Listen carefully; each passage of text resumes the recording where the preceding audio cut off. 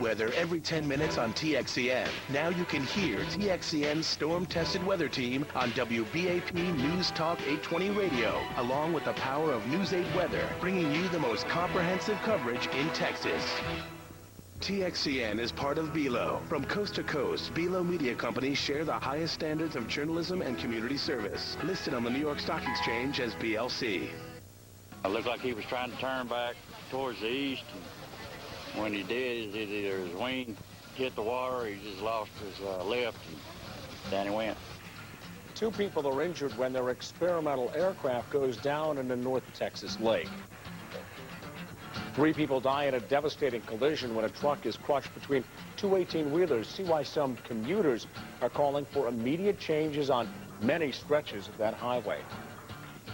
Those stories and more right ahead here on Texas Cable News.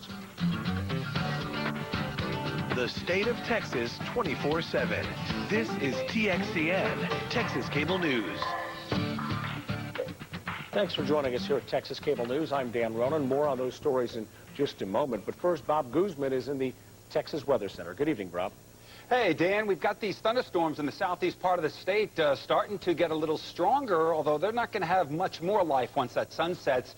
Right now, there is a cool front, yes, cool front mid-July, cutting the state in half, and the temperatures are beginning to reflect a little bit of cooler air up to the north. 89, DFW 81. Not that bad at all up in Amarillo. Still nice and sultry south of that front, though. Very high humidities. Here is the radar loop over the last, let's say, 45 minutes or so. The latest storms have developed right over the Lufkin area, heading to the southeast. Those will probably last for at least another hour to hour and a half. Then when we lose the daytime heating, we'll lose those storms.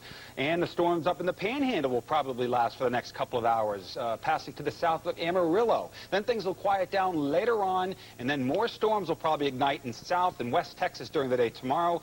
70s for the most part overnight tonight in North Texas, warming to the mid-90s tomorrow. A real humid night overnight tonight in the south. Temperatures above 100 along the Rio Grande, 102 Laredo, West Texas, 60s, lower 70s tonight, then warming to the mainly upper 80s and lower 90s, but 101 out in El Paso. We'll have your 5-day forecast coming up in just a few minutes, Dan. Thanks, Bob. Topping our news, the Denton County Sheriff's Department and the National Transportation